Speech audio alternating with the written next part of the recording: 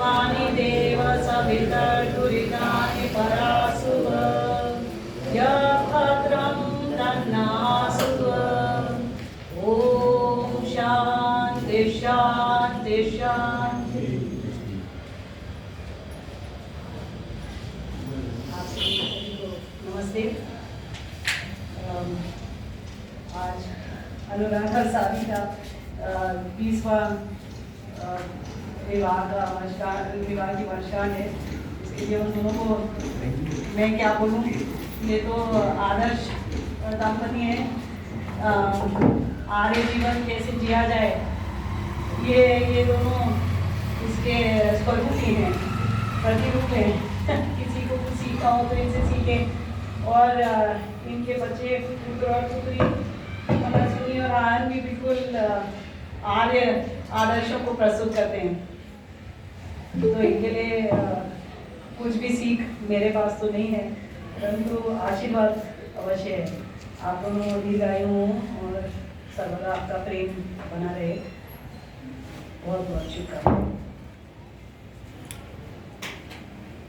तो उसी विषय में मैं परिवार के विषय में बोलना चाह रही थी। उसमें जो आशीर्वचन भी हैं इन दोनों के लिए।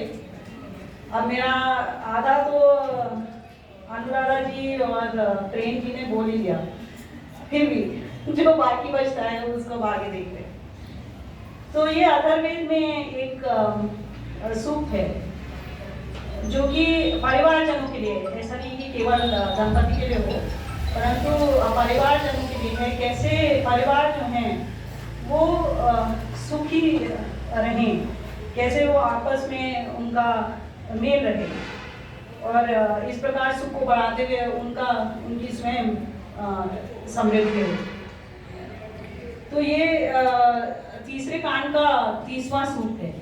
ये काफ़ी प्रसिद्ध है और स्वामी दयानंद ने इसको अपनी संस्कार विधि में भी इसका वर्णन किया है। तथापि ये इस समय के लिए मुझे लगता है कि बहुत उपयुक्त है और उसको याद करना भी अच्छा है। तो इसका पहला मंत्र है सहृदयं सामनस्यं अविद्वेषं कृणोमि वः अन्योन्यमपि हर्यत वत्सं जातं विवाग्नया। तो परमात्मा ये परिवारजनों से कह रहे हैं कि मैंने तुमको सहृदय, एक दूसरे के लिए प्रेम रखने वाला बनाया है, और सामनस्य मतलब एक मन वाला बनाया है। एक मन वाला मतलब क्या, कि हमारा लक्ष्य एक है, हम एक चीज की ओर बढ़ रहे हैं। यदि हम अलग अलग चीजों के लिए बढ़ेंगे तो हमारे मन भी अलग अलग होंगे, कोई ये चाहेगा कोई वो चाहेगा, तो कभी कभी उन दोनों में विद्वेष भी हो जाएगा। तो मैंने तुम्हें सामनस्य भी दिया है। इसका अर्थ है कि तुम भी ऐसे बनो, तुमको भी ऐसा बनना चाहिए। ऐसा नहीं होना चाहिए कि परिवार में सहृदयता न हो और सामनस्य न हो। अन्यम भी हर्यत, एक दूसरे से प्रेम करते हुए, वत्सम जातमिव अग्नया, जैसे अग्नया अर्थात गौ जो है वो अपने वत्स, अपने बछड़े को प्रेम करती है, वैसे तुम लोग एक दूसरे के लिए प्रेम रखो। अर्थात क्या, कि निस्वार्थ भाव से प्रेम करो। जिस प्रकार एक माँ अपने बच्चे के लिए प्रेम रखती है, उस प्रकार ये प्रेम अनकंडीशनल होना चाहिए। उसमें किसी इच्छा की पूर्ति नहीं देखनी है हमको।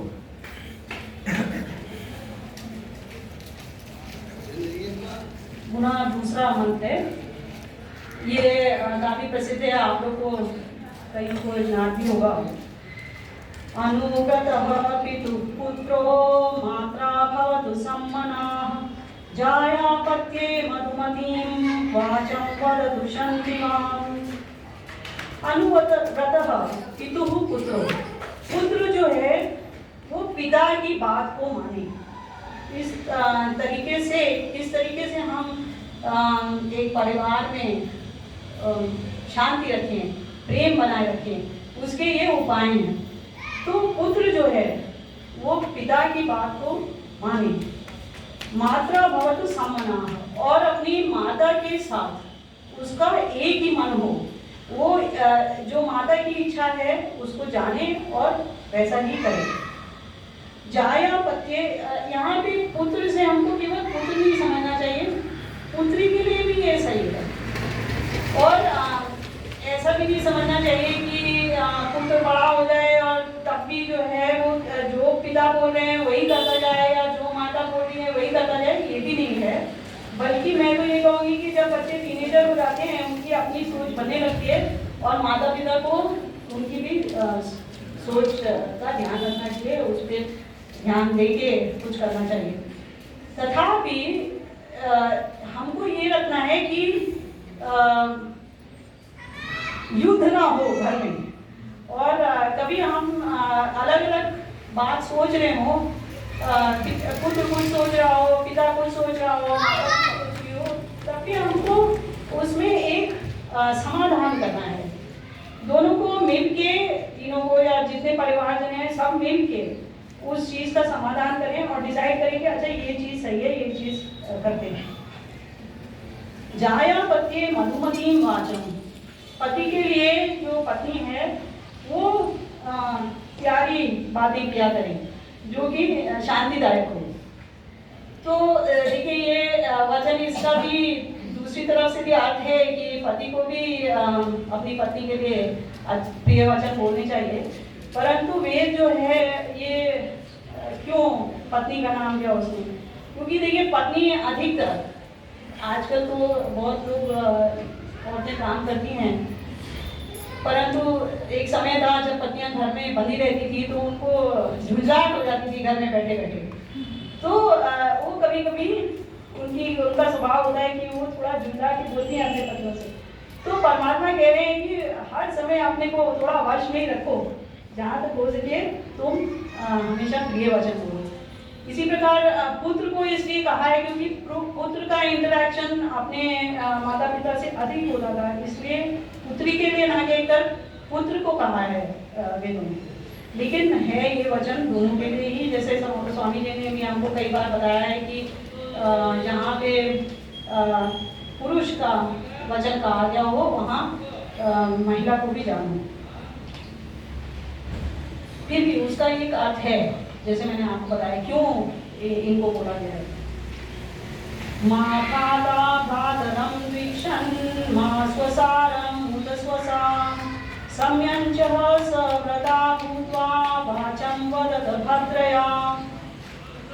तो परमात्मा को कहते हैं कि भाई जो है वो भाई से द्वेष न करे और बहन जो है वो बहन से द्वेष न करे, वो सम्यंचः एक साथ चलने वाले हों। सव्रता भूत्वा, सव्रता एक लक्ष्य के प्रति, फिर से वही हम देख रहे हैं कि उनके व्रत समान हो। व्रत मतलब जो हम महाकार्य अपने सामने रखा है, जो लक्ष्य हमने अपने सामने रखा है वो हम हमारे समान हो। वाचम वदत भद्रया, पुनः हम देखते हैं कि वाणी जो है हमारी भद्र हो, कल्याणकारी हो, सुंदर हो। ये वाणी का जो कल्याणकारी होना है और प्रिय होना है, यही दूरियां उत्पन्न करता है और यही पास लाता है परिवार के जनों को। तो इसका हमको विशेष ध्यान रखना है कि हम प्यार से बोलें जब भी बोले तो। और भाई और भाई में हम अधिक कटुता देखते हैं कि अधिकतर बहन और भाई में तो प्रेम काफ़ी होता है, परंतु भाई भाई लड़ते हैं अधिक और ऐसे ही बहन बहन लड़ती हैं। पुनः ये रूल भी है, ये थंब रूल है कि अधिकतर ऐसा होता है, प्रायः ऐसा देखा गया है। नहीं तो हम देखते हैं कई परिवारों में बहन और भाई में भी झड़प हो सकती है। लेकिन वेद कह रहा है कि आप बना के रहिए, साथ रहिए, प्यार से बोलिए एक दूसरे से।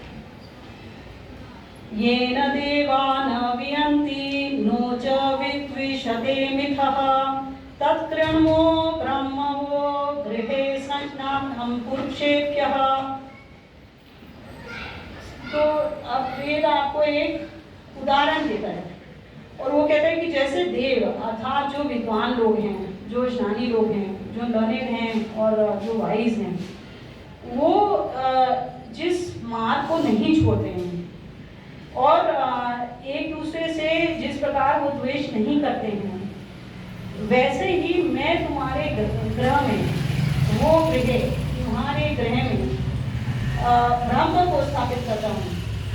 ब्रह्म का यहाँ पे अर्थ वेद है, तो मैं वेद को तुम्हारे घर में स्थापित करता हूँ गृहे संज्ञानम पुरुषेभ्यः, जिससे कि जो घर परिवारजन हैं वे सब पुरुष अर्थात सारे परिवारजन, वे सब उनके लिए मैं कर रहा हूँ कि उनको ज्ञान हो कि व्यवहार उनका कैसा होना चाहिए, बड़ों का छोटे के प्रति कैसा व्यवहार होना चाहिए और छोटों का बड़ों के प्रति कैसा व्यवहार होना चाहिए, और वे कैसे एक दूसरे से प्रेम से रहें। इसके लिए उनके कर्तव्य स्थापित करने वाला मैं ये वेद भी तुमको देता हूँ। तो पुनः हम पहली पंक्ति देखें तो वो कह रहे हैं कि आप पाएंगे कि जो विद्वान जन हैं वो वेद का हमेशा वेद के उपदेश का पालन करते हैं। जिस तरह वे करते हैं आप उनको देखिए, आप भी अपने जीवन में उसको उतारें और वैसे ही जिए, तो आप देखेंगे कि आप एक आदर्श परिवार के समान रहेंगे। जायस्मन्तश्चित्तिनो मावियोष्टं संगाद्रियन्त सधुराश्चरन्तः अन्योन्यस्मै बल्गु वदन्त एतसद्रीचीनान् वः सम्मनसस्कृणोमि। तो प्रभु कहते हैं जायस्मन्तश् कि बड़प्पन के साथ व्यवहार करें। आप हमेशा ये समझें, चाहे आप छोटे भी हों, आप ये समझें कि आप बड़े हैं और हमेशा बड़प्पन के साथ सबके साथ व्यवहार करें। चित्तिनो सब एक चित्त वाले, शांत चित्त वाले रहें। माँ वियोष्टम, ये आपने एक और एक प्रसिद्ध मंत्र है, वहाँ पे भी पढ़ा होगा कि कभी अलग ना हो। तो ये पति पत्नी के लिए तो विशेषकर है कि कभी वो अलग ना हो। आजकल के समय में हम देख रहे हैं कि पति पत्नी जो है वो अलग हो जाते हैं। तो वेद की तो यही आज्ञा है कि पति पत्नी जो है वो जीवन भर के साथी हैं, उनको कभी अलग नहीं होना है। संधारयंत, एक साथ समृद्धि की ओर पहुंचते हुए। सधुराश्चरंत, वो जैसे एक धुरा, एक एक्सिल होती है, दो पहियों के बीच में एक एक्सिल होती है और दोनों पहियों को एक साथ चलाती है, उस तरीके से आप एक धुरा वाले होइए। सारे परिवार जन जो हैं बिल्कुल ही एक साथ चलिए। इसी को प्रेम जी के उसमें लिखा भजन में भी, उनके आशीर्वचन में मुझे कहना चाहिए था कि एक धुरा होना बहुत आवश्यक है। अन्योन्यस्मै बल्गु वदन्त, एक दूसरे के साथ प्यारी वाणी बोलते हुए। देखिए पुनः ये कहा जा रहा है, ये बातें पुनः पुनः इसलिए कही जा रही है क्योंकि ये बहुत आवश्यक है। ये जीवन में यदि नहीं उतारी हैं तो ये यही जो है ये कांटे बन जाती हैं। वदंत एत, तो आप घर में घुसे ही तो आप प्यारा बोलें। आप जो भी आपकी कड़वाहट थी बाहर की वो बाहर ही छोड़ा है और अंदर जो है वो प्यार से बोलें। सत्री चीना, एक साथ चलें। समनसस करोमि, एक मन वाला तुम लोगों को करता हूँ। समानी प्रभा सहवो अन्न भागः समाने योत्रे सहवो युनज्मि समयंचो अग्निं सपर्यदारा नाभि मिवाभिदः। समानी प्रभा, तुम लोग के पीने का जो स्थान है, जो पानी प्राप्त करने का जो स्थान है, बल्कि स्नान का भी जो स्थान है वो एक हो। और सह वो अन्न भाग, जो अन्न का भाग है वो भी, जो आप भोजन करें वो भी आपका एक हो। तो इसका यह भी अर्थ है कि आप एक साथ अन्न करें। तो आप ये देखेंगे कि जिन परिवारों में भोजन अलग अलग करते हैं परिवारजन, वहाँ भी थोड़ी सी एक अलग होने लगते हैं वो लोग। और जहाँ पे एटलीस्ट मेन मील के लिए आप डिनर के समय सब लोग एक साथ होते हैं, उस समय आप लोग सब एक साथ आके बैठे हैं तो वो प्रेम का एक सूत्र बन जाता है। तो अवश्य ही परिवारजनों को कम से कम एक भोजन साथ साथ करना चाहिए। समाने योग के सहवो युनज्मी, मैं तुम दोनों को एक योग, जो अंग्रेजी में कहते हैं एक हिंदी में क्या कहते हैं उसको, जो बैल को जोड़ता है उसको, उसमें तुम दोनों को जोड़ता हूँ, जुआ। हाँ बिल्कुल बिल्कुल, तो एक जुए में तुम लोगों को मैं जोड़ता हूँ। तो ये याद रखो, तुमको सारे ये वाले कार्य जो मैं बोल रहा हूँ ये तुमको एक साथ करने हैं। बाकी कार्य तुम्हारे अलग अलग होंगे, लेकिन ये कार्य तुम एक साथ करो, इसलिए मैं तुमको एक जुए में जोड़ता हूँ। समयंचो अग्निम सपर्यतारा नाभिम इव अभिकः, तुम अग्नि के चारों ओर इस प्रकार बैठो जैसे एक पहिए की नाभि में उसके जो स्पोक्स हैं, अरे जो होते हैं वो जुड़े होते हैं, उस तरीके से तुम जो अग्नि है, अग्निहोत्र की अग्नि, उसके चारों ओर बैठा करो और अग्निहोत्र किया करो। तो परमात्मा ने ये भी हमको एक आदेश दिया है कि हमको अग्निहोत्र करना चाहिए और परिवार को सबको मिलके एक साथ करना चाहिए। सत्रीचीनान् वह सम्मनस्कृणो में एकश्नुष्टीं संवनेन सर्वान् देवायवामृतं रक्षमाणः सायं प्रातः स्वमनसो वा अस्तु। सत्रीचीनान्, एक साथ चलते हुए, और समनस्कृणोमि, एक मन वाला मैं करता हूँ, एक श्नुष्टीं, कि एक तुम भोजन एक खाना वाला, पुनः वो ये बता रहे हैं कि भोजन आप एक करते हैं। सब वननेन सर्वान्, सब एक लक्ष्य की ओर बढ़े। देवा एवं अमृतम रक्षमाण, देवों के समान अमृत की रक्षा करते हुए, अर्थात मोक्ष की इच्छा करते हुए। सायं प्रातः स्वमनसो वा अस्तु, सायं और प्रातः तुम लोग सुमन वाले हो, अर्थात क्या कि आप लोग संध्या करो। केवल आपको सुमन वाला सायं प्रातः तो नहीं करना है।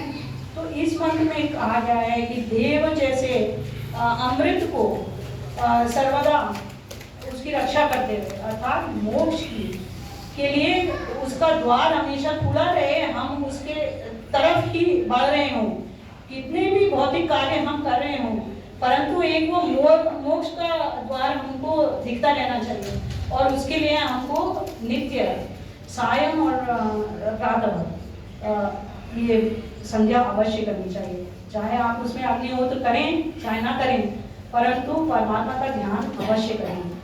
कितने भी हमारे ये भौतिक कर्म होते हैं और हम उसमें इतने ज़्यादा फंस जाते हैं और हमेशा ही व्यस्त रहते हैं, और हम कहते हैं कि हमको तो संध्या करने का समय नहीं मिल रहा है। ऐसा नहीं करना चाहिए। आपको कम से कम 15 मिनट तो बैठना चाहिए ध्यान में, और सब चीज़ें छोड़ के, सारी चिंताएं छोड़ के, सारी अपनी व्यस्तताओं को छोड़ के परमात्मा को अपना ध्यान करना चाहिए। हर समय ध्यान रखिए परमात्मा, हर समय पल पल ध्यान रखिए परमात्मा। वो तो आप कर सकते हैं कि उससे अच्छा क्या है। पल पल ध्यान रखिए परमात्मा, कभी नहीं, पल पल, हर टाइम, हर समय परमात्मा ध्यान रखिए। लेकिन वो आपका आधा ध्यान होगा, क्योंकि आप ये पढ़ भी रहे हैं और परमात्मा का ध्यान अंदर आपका ये ट्यून जगह है। जब सांस लेता हूँ बोला जाता है। लेकिन ये दो समय आपको 2 काल कम से कम पूरे ध्यान के साथ परमात्मा को याद करना है। ये मेरे भाई कहते हैं, पर मैं कहता हर टाइम परमात्मा याद रखना चाहिए। मेरी सोच है हर टाइम रखना चाहिए। बिल्कुल, कोई कर्म करो परमात्मा को याद रखो वहाँ। बिल्कुल बिल्कुल। स्वामी जी ने सुबह और शाम संध्या का विधान बताया ना, मैं तो इनको ये कहती हूँ सुबह और शाम तो जरूर करें, हर टाइम तो जैसी कोई बात नहीं। तो मैं कहता हर टाइम संध्या, इंसान का जीवन संध्या जैसा होना चाहिए हर टाइम। तो देखिए हम जो परिवारजन होते हैं उसमें वो जीन्स शेयर करते हैं, तो उनके स्वभाव कुछ कुछ एक से होते हैं, परंतु पति पत्नी जो होते हैं उनमें वो जीन्स शेयर नहीं करते हैं।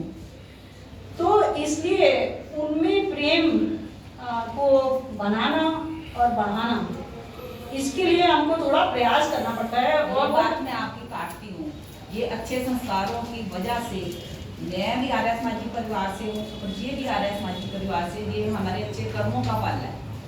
तो देखिए, हो सकता है कि आपके स्वभाव मिलते हों, वो बड़ी अच्छी बात है, परंतु कोई आवश्यक नहीं है। जिस प्रकार पुत्र और पुत्री के अपने माता पिता से मिलते हैं, उस प्रकार से पति पत्नी के नहीं मिलते हैं, अनलेस कि आपने बहुत पास में शादी कर ली हो।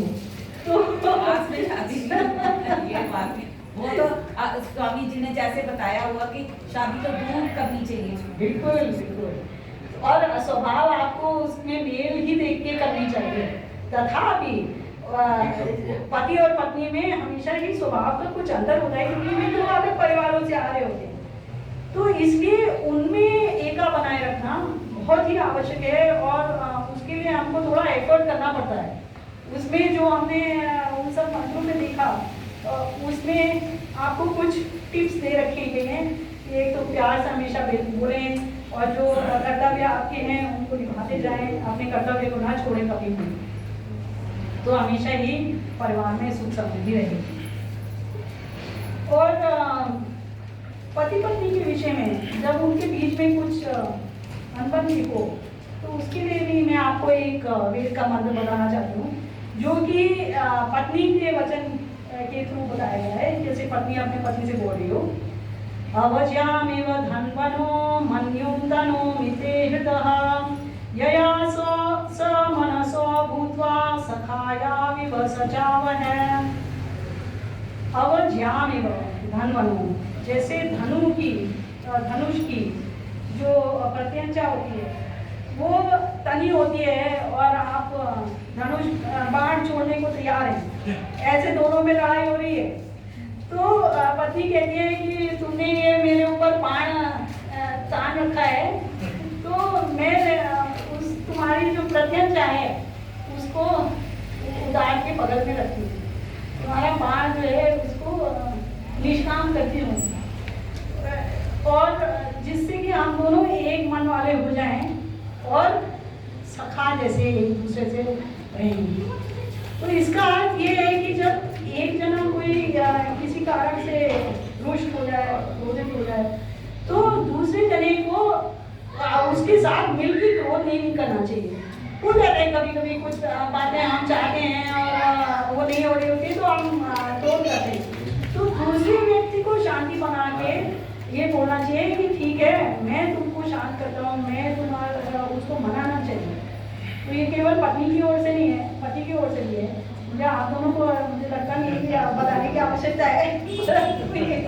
ये भी ध्यान में रखने की आवश्यकता है कि कभी अनबन हो भी पति पत्नी में, तो दूसरे व्यक्ति को जिसको इतना क्रोध नहीं आ रहा है, उसको उनका क्रोध दूसरे व्यक्ति का उतारना चाहिए और उनको सखा की तरह रहना चाहिए। देखिए अभी हमारे कल्चर में भी हो गया है थोड़ा कि पति पत्नी जो हैं वो फ्रेंड्स जैसे होते हैं, लेकिन पिछले कुछ जनरेशन में भारत में पति और पत्नी एकदम अलग अलग, जैसे पति बिल्कुल अलग रहेगा और पत्नी जो है वो अलग रहेगी, ऐसा हुआ करता था। लेकिन वेद तो तब से कह रहा है कि तुम दोनों सखा हो, तुम दोनों मित्र हो, और जब तुम मित्र की तरह रहोगे तब सबसे अधिक घर में प्रेम और शांति होगी। ये इसका मुख्य उपदेश है, मुझे तो लगता है, और जो हमें सभी को याद रखना चाहिए कि हमें पति पत्नी जब आप एक दूसरे को मित्र की तरह समझेंगे तो सर्वदा प्रसन्नता होगी।